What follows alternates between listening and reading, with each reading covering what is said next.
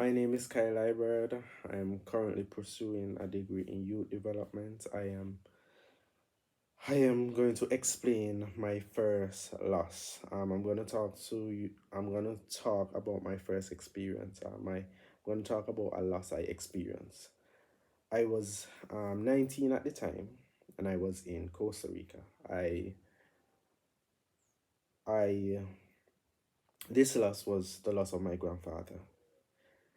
My first ever experience of somebody so close to me was my grandfather. I was in Costa Rica for a year and 4 months, leading up to the death of my grandfather. I was in Costa Rica for a year and 4 months, and I was set to return the December. However, before school shut, this is anticipating, this is leading up to the death of my grandfather. I got a call from my mother saying my grandfather had taken ill, and I knew for a fact I didn't see my grandfather for a whole year and 4 months. So this hurts, like this pain within. Like it was in 2017 December, and that call, that's he has taken ill, and the other call now, it was the call of, okay, my grandfather is passed. Now all my emotions are hitting me at the same time, unable to cope, right? So hearing this from my mother, um it took me back to many experiences I had with him. He taught me a lot. I i really didn't get to say goodbye. I didn't get to see him for the last time. I just was over everything. I just wanted to go home at this point. I didn't get to say goodbye. It wasn't anticipated. It was so sudden. It was like um it was like she called me. She told me my grandfather has had taken ill. And then not too long after, maybe an hour after, it was like, okay, he has passed. And I was 19 at the time. I was in my developing stage. And it really, really hurt. It really, like, it was unexpected. It was the experience I never thought I would have gone through. I was a very young adult at age 19. And this period in life, when I was at a university and so forth, and to hear that news, like you're never ever gonna see the person again, like it was thing. However, I was strong.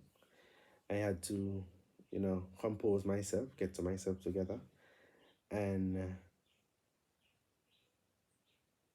and I am now 24, 25 years of age, and I would say from that first experience, I have grown a lot to them from then. So, my loss and my grieving reaction. So, how I grieved my grandfather, it was slightly different, I would say, because this is something, if you don't see a person in a long time, this is something that might hurt you and so forth. And knowing that if you could have seen them one last time, so I didn't even get to say goodbye. So, um, I had a time when I just cried. I literally cried the whole day. I composed myself, and I left Costa Rica and I was back home. I was back home on vacation, and even after the funeral, the grieving process continues. Um, I feel like you grieve a person when they die in the moment, but after the funeral, for fact, okay, they're really gone. It started to sink in. So, my reaction towards that loss, I had strong support only thing I felt at the time of the university when I told them, well, I have to now leave, I didn't feel they actually um sympathized with me. They was not compassionate. I had something to do in the midst of my last semester out of three, and they didn't sympathize with me. So I feel like although although that school, I don't know if it was the situation, but those people were around me at the time. It was like, okay, they really know, they didn't realize what's going on, They didn't realize I was hurt. I was there for a year and 4 months. But when I got back home, now I got the strong support I needed. I had my family around. I coped better. I dealt with it. Um, so the type of loss, was it sudden? Yes. It wasn't anticipated. How did I grieve? I grieve in more like all of today. I would say like you never really, well, in my opinion, you never really stop grieving. You just learn how to cope with it. And how others reacted. And as I said, my family was very supportive. I got the support I need, and I got the help, and I was strong for my mother as well, because my mother, that's her father. So I know, even though I felt hurt, I know it's her father. She probably went through it, but she supported me. My father, same thing. So I had family around me, so it was okay. So now I'm gonna talk about ambiguous loss. So ambiguous loss is basically referring to a family member or loved one. It's basically where your family member is physically um, absent, but they might be there psychological, or it could be like they are not there mentally psychological, but they are physically there. So it's basically where sickness, or sometimes due to foster care, where the children might be adopted. According to Miss Wallace, who is actually in charge of the foster care at social service in Nevis, she hardly don't want to separate siblings, but there are cases that they actually have to be separated, whether it's their age. Um, so this loss is basically found in children that end up in foster care, maybe 8 to 15 years of age, and they too still cope with this as well. So symbolic loss is basically a non-death loss, where individual experience loss of future stability, psycho social aspects as well. A person might lose their homes, basically represent in symbolic loss, where the person would experience 3.5 years of loss or stability and so forth. So I too have experienced such a stability where I might have to pay off my paycheck to do certain things to develop myself. So I can relate to this one. Non-death loss is basically grieving the death of your parents, siblings, or other loved ones. This is common in children in foster care. It's basically temporary placement in foster care experience multiple non-death loss. So it's basically where children have to go to foster care and they don't have their parents around anymore. This may mean losing family and friends. Maybe, let's say they live somewhere, they might lose their close friends in that period of time. So this basically leave to basically individual might isolate themselves and so forth according to non-death loss. So in non-death loss also, the social contexts are different. So the loss basically includes experiences that occurs as a result of social policies, pressure and conflict that establish social norms within the location. While grief is while grief is actually described as an individual unique response to loss. This grief process is shaped and molded to a great extent by social, culture, political, and basically grieving of individual identity and residence. So the next one now is franchise loss. Disfranchise grief, sorry. So disfranchise grief basically refers to the various ways these are intense feelings or sadness, despair, or loneliness feelings. And disfranchise grief basically refers to the loss that is not openly acknowledged. So these might be social norms or publicly support. Disenfranchised loss is basically mourning the loss of friendship, job, pets, partners, etc.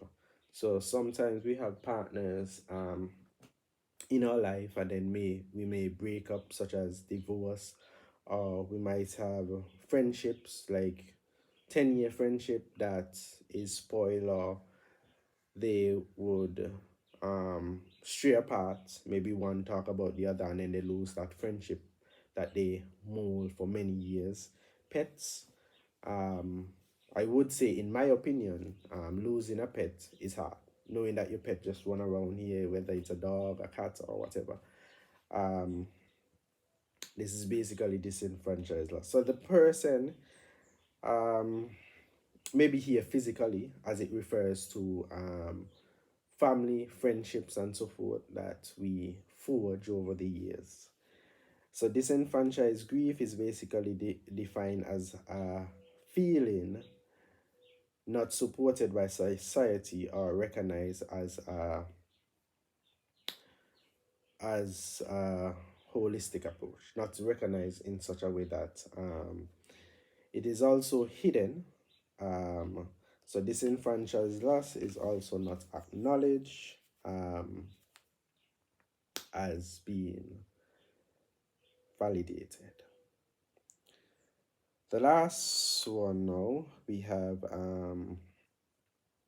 enfranchise grief. This one took me a while to, adjust to. So basically, the grief are delayed.